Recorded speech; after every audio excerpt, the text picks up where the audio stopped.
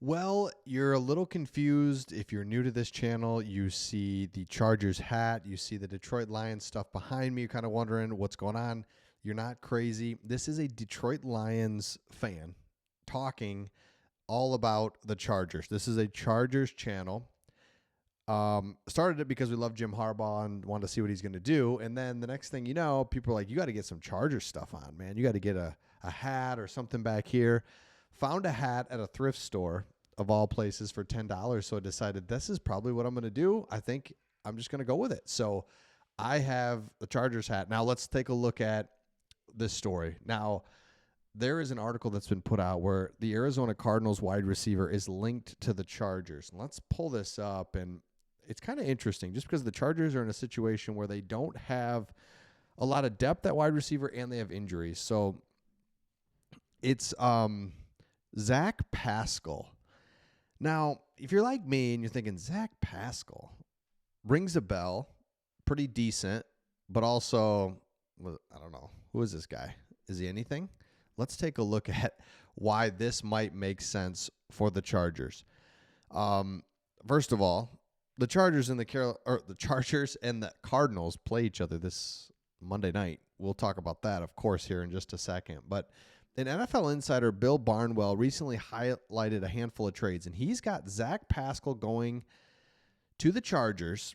Zack Pascal in a 7th-round pick going to the Chargers in exchange for a 6th-round pick. So you get a wide receiver and a pick for this guy. So basically, why this is such a, first of all, just from like the transactional side of it, it's a low risk, barely trading anything, swapping 6th and 7th round picks. Perfect. Right? Because Chargers fans are excited about the team's 3-2 start and hoping to add a playmaker or two. Here's where it's at. The Chargers are in a spot where, okay, we're doing exactly what we had hoped for. 3-2, manageable schedule coming up, and the wide receivers are just kind of injured. They were thin to begin with. DJ Chark, are you coming back? What's going on with you? This just adds a veteran guy that can step in and play for cheap. That's the whole thing, because I do believe that they are still in the nucleus building process. It's only been one draft, one free agency. Didn't have the money to do anything free agency last year. So it's like, all right, we need another full healthy draft. We can't be trading draft picks for guys. But in this situation, you're only swapping picks. Who cares?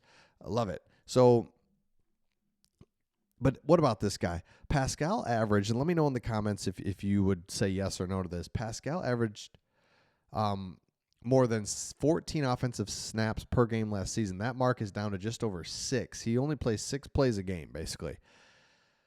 That's probably about the point where he might be a better fit elsewhere. So it's good and bad news when they're not playing a lot, because it's like, you're obviously not using this guy. Just trade him.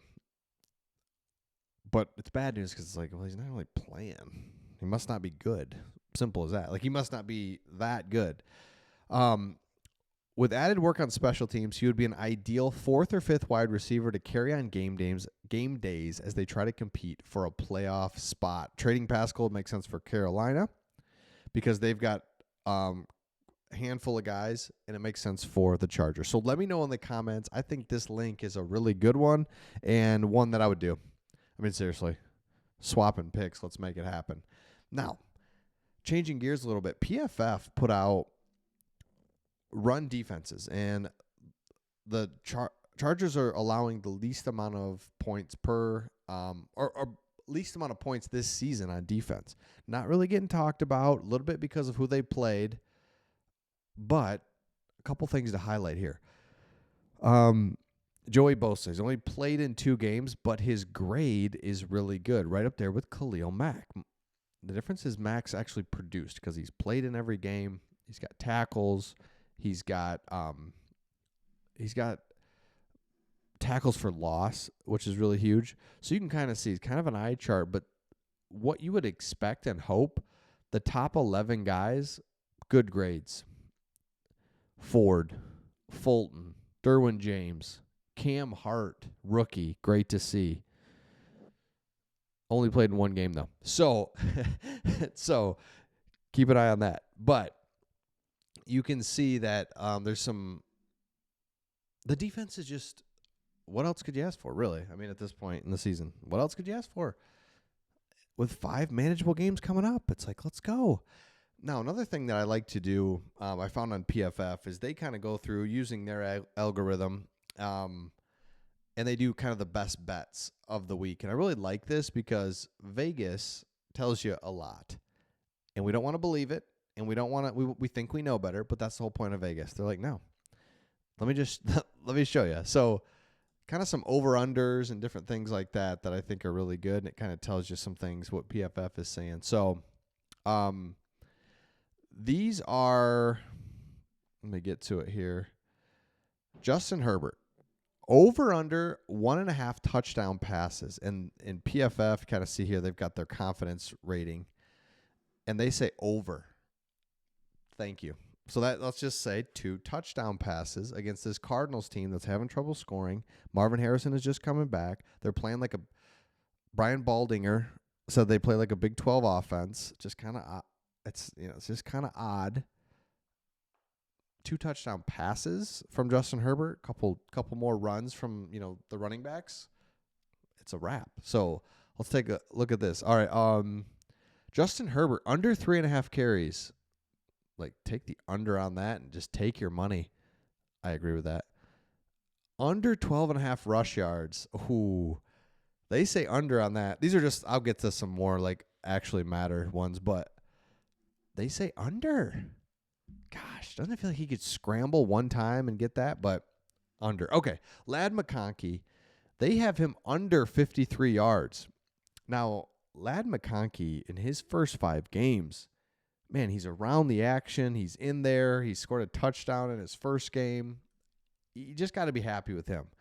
Amon-Ra St. Brown for the Lions, star receiver. It took him 10 games his rookie year to get something going. Then week 11, 12, 13, he started like carrying the ball. He started getting like super active, but it took 10 games to get him going. Jamison Williams for the Lions.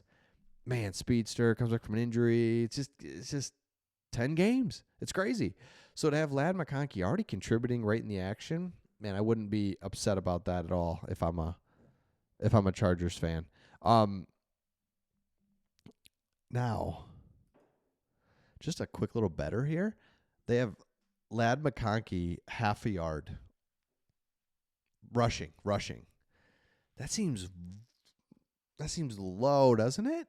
He can get 1 yard on a little. Has he carried the ball? Let me know in the comments. Vegas knows something on that. That feels tricky. Feels like, but he's not going to get a carry. So, that's a tough one. Okay. All right, we kind of bounced around here, but again, Cardinals could be a good trade candidate. See them on Monday night. We've just kind of been highlighting this. Chargers schedule's really nice. These next 5 games, keep stealing victories. If I'm a Chargers fan, I just got to be pumped about it. So let me know your thoughts in the comments, and we'll see all of you on the next one.